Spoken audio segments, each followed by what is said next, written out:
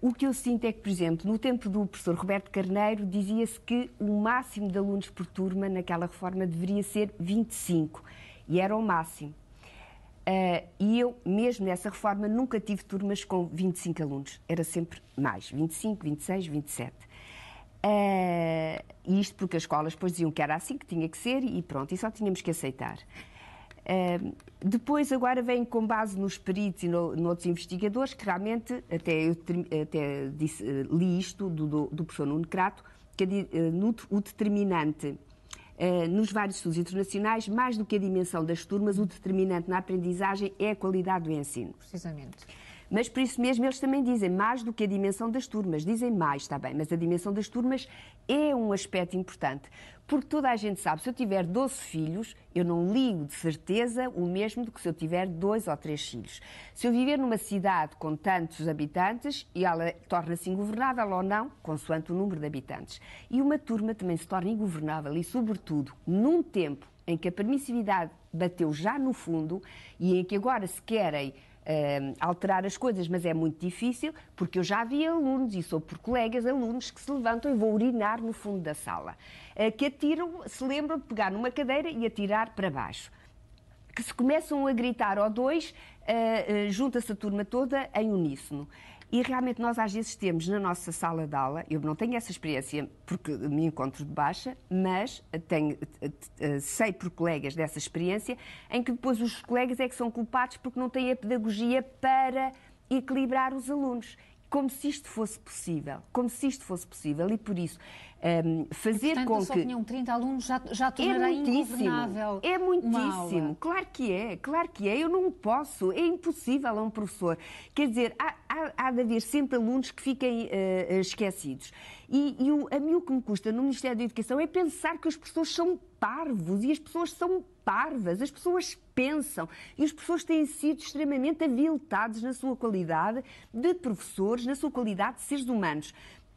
Porque dizer, ao menos tenha essa honestidade de dizer, pronto, o país está numa situação destas, é por um caráter económico, tal, mas digam, agora não venham dizer que são os peritos, que são os investigadores, porque eu a esses investigadores e esses peritos mando-os bugiar. Porque é impossível que me venham dizer que se eu tiver uma turma com 20 alunos, eu não obtenho muito melhores resultados do que se tiver com 30.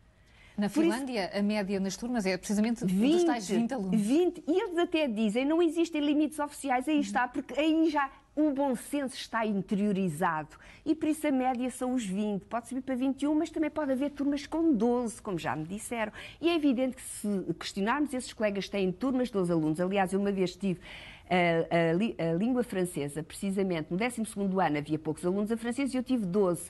Em 37 anos de serviço foi a minha melhor turma. Os alunos, mesmo os mais fracos, quer dizer, eu pude trabalhar com eles a língua, quer dizer, de uma maneira que não faria se tivesse 26 ou 27. Por isso não me venham, sobretudo, chamar estúpida. Não pode ser. Mas eu também considero que os professores se resignam muito, os sindicatos têm discurso de adolescente, não se pode dizer que é uma patifaria ou que é uma maldade, quer dizer, isto tem que ser com inteligência. Não se vai com este discurso. Como é que se vai então? Como é que se inverte isto? Há uma exigência. O Ministério tem que ouvir os professores. Aliás, eu devo dizer que fui convidada ao Ministério, por causa de ter escrito o livro sobre o ensino do português, para dar algumas ideias. E a primeira coisa, já nesta agora, em outubro. E a primeira coisa que me perguntaram é: a senhora professora investiga em quê? Eu disse: investigo? Eu não investiguei nada, eu estudo. Quer dizer, eu agora tenho que ser perita em alguma coisa. Eu não tenho que ser perita em nada, porque a maior parte dos peritos são uma nulidade. Vêm-me impingir coisas que não são debatidas, que não discutem comigo, porque eu não vou admitir que uma pessoa em Sociologia ou Psicologia me venha dizer como é que eu vou lecionar a literatura ou o português. Porque eu também não me vou meter com a área dela. Ela tem que me ouvir. E precisamente os programas estão escolas superiores de educação, psicólogos, sociólogos, toda a gente intervém, menos as pessoas que estudam essas matérias. Por isso, quando uma pessoa também diz, olha, mas isto está mal, agora em relação aos primeiros ciclos os programas não foram mudados.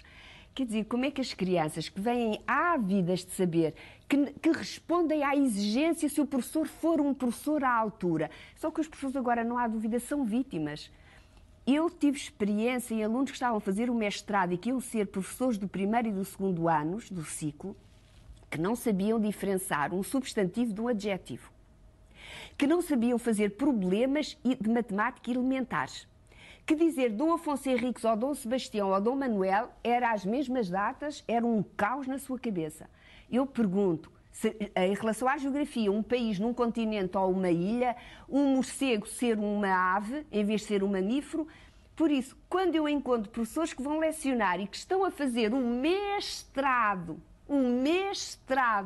neste grau de ignorância, e quando o ministro Nuno Crato diz que o melhor é a qualidade do ensino, como se está tudo por fazer, os programas por alterar, a formação dos professores por fazer, porque os professores deviam ser formados nas universidades e depois teriam no último ano, um único ano, basta, para a pedagogia.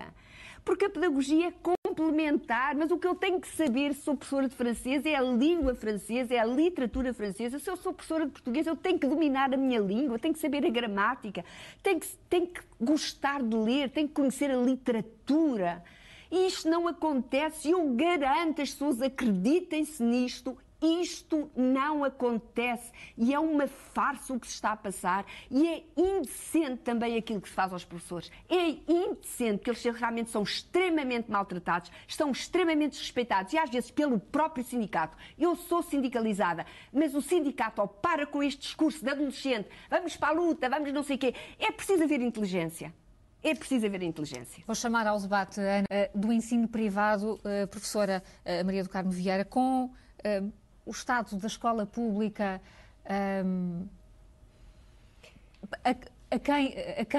para quem é agora a escola pública, perante o estado em que as coisas estão, pois, tendo alguns a alternativa do ensino privado? Pois o que eu sinto é que precisamente se está a destruir a escola pública e o objetivo é canalizar para a escola privada para quem pode.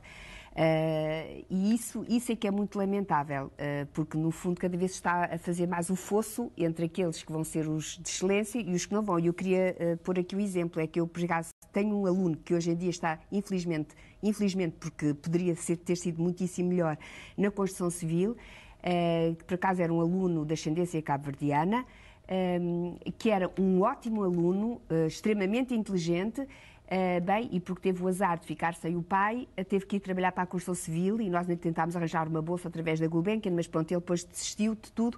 Por isso, às vezes, há pessoas que se perdem precisamente pela sua condição social, infelizmente, e outras que se perdem também. E é isso que eu tenho medo, é que estas turmas só das crianças que precisem não sejam trabalhadas devidamente e para quem faz qualquer coisa.